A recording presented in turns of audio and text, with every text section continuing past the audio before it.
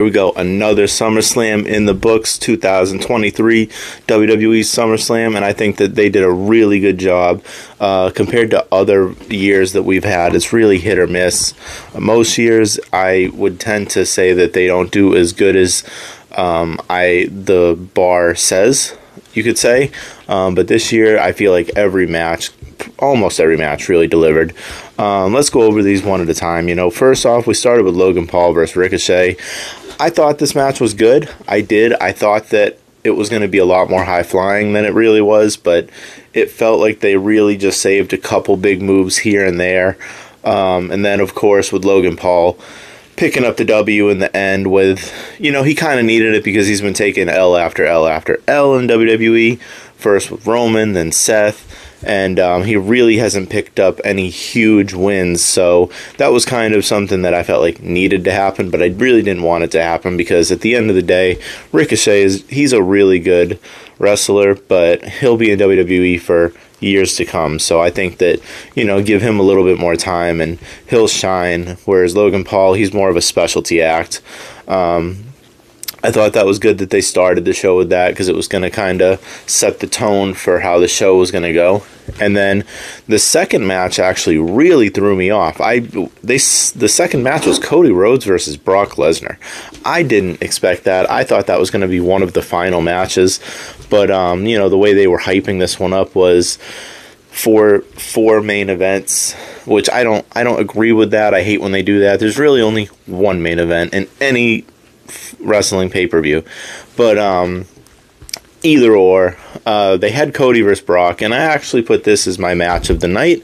I thought that this match was really good. It once again raised the bar for Cody Rhodes, made him even look like an even bigger star than he was going into this, winning the rubber match 2 out of 3 with Brock Lesnar, and this time in a decisive win. Taking out the Beast, and at the end, Brock Lesnar doing something that we don't really ever see. We don't see Brock Lesnar shake anyone's hand or give the stamp of approval, and he did that. And that's when it comes to Brock Lesnar, he takes his liberties where he can because he's Brock Lesnar.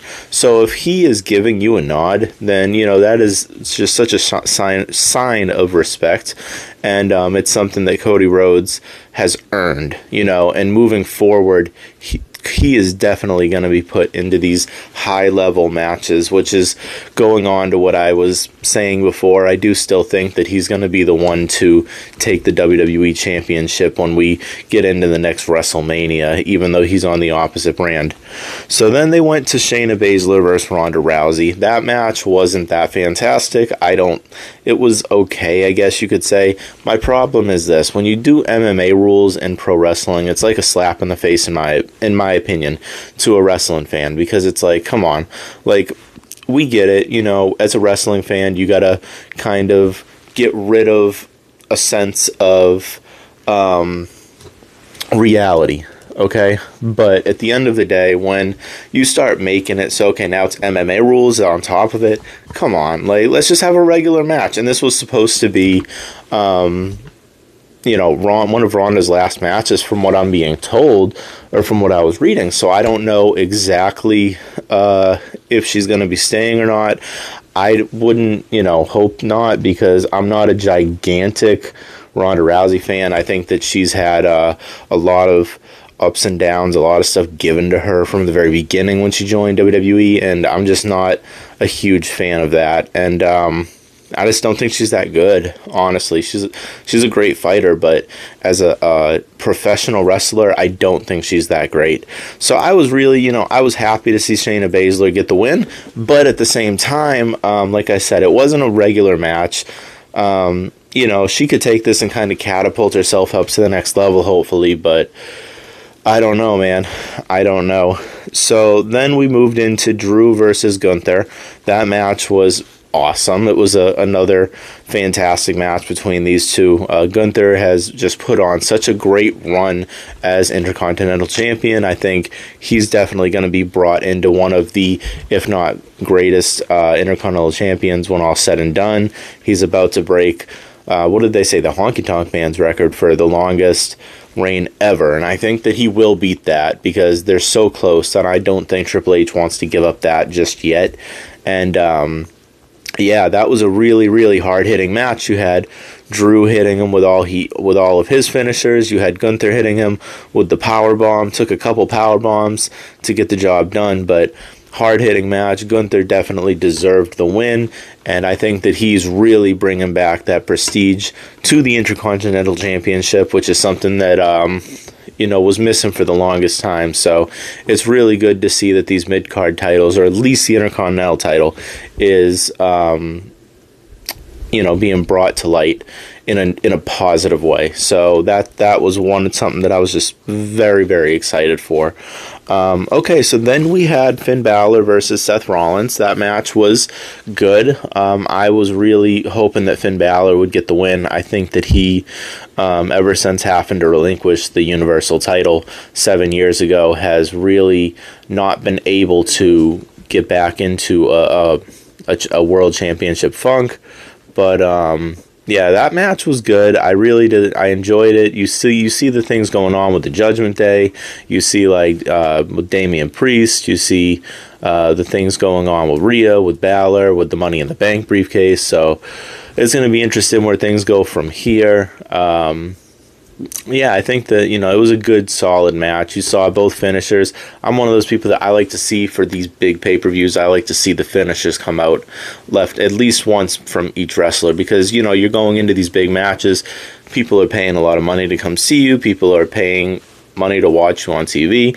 Give it your all. Just don't go out there and just put on, a mid-performance. And that's something that, this whole pay-per-view, I feel like, for the most part, delivered. So wasn't happy to see Seth Rollins retain, but I do like Seth Rollins as champion, so that's fine. All right, so then we moved on to the triple threat, which I think was the worst match of the night. You had Asuka versus Bianca Belair versus Charlotte Flair. There really wasn't anything memorable about the match. There really wasn't. Bianca sold a leg injury almost by the end of the match, and then she ended up pulling out the win to be the new WWE Women's Champion. Oh, I hated that. I was so mad about that. I don't think Bianca's a great face at all, but it is what it is. So as soon as I was about to be mad and give up hope, Eosky comes in and cashes in for the Money in the Bank briefcase to cash in on Bianca, which I think is actually made it worth it for me, because it's like, I don't mind it as long as, you're taking it away again, because I think we've had enough of Bianca as champion for a little bit, and let's move forward on to different things. So I'm excited. I've always been a fan of Eosky from NXT, moved up. I think that she's going to do a lot of good things in the future. So now we move on to the main event, and the big one right here. We have Roman Reigns versus main event Jey Uso in a tribal combat match for Roman Reigns WWE combined Universal Championship and the head of the table tribal chief name, you could say. And this match was really good. I thought there was again, they do really good at storytelling. Anybody in the bloodline, they're fantastic with storytelling. It was a very slow pace in the beginning, and then as it started moving and moving and moving, you started seeing more people involved. You started seeing Solo get involved. You started seeing some weapons. You started seeing kendo sticks, tables, chairs. You started seeing finishers coming from left and right. You started seeing Jey copy the finisher of Roman, the spear. And then you saw, which is something that I actually predicted a while ago, really probably a couple months ago, and that was having Jimmy be the one to pull the trigger on Jey Uso. This was something that Roman warned Jey about a couple months ago on SmackDown, right before Jey Uso turned on Roman Reigns. So I kind of saw this coming a while ago. So Jimmy we'll be seeing more this in the future, which is kind of what I was thinking before. If they can lead this all the way to WrestleMania, you can have the brother versus brother match. So this is kind of what I was predicting with that. So I liked it. I thought that was a good idea. And we'll see where it goes moving forward with Jimmy as the heel. And, everyone always jokes about it, but I kind of, agree with it. Jimmy's been the villain the whole time. He's always been the one that's okay with pulling the trigger when he has to. Jay's always been the conflicted one. Roman's always been the one to know what he wants. But Jimmy was always the one that was kind of willing to do what it takes to get the job done. So, yeah, I'm excited. Anyway, that was my review for SummerSlam. What did you guys think? Are you happy with all the results? What do you think is going to happen moving forward? Personally, I think that this is still leading to Cody Rhodes versus Roman for WrestleMania, so Cody can finish the story. But yeah, what do you think? Let me know in the comments, and if you haven't yet, do make sure to subscribe to this channel, guys. We're trying to get this to at least 1,000.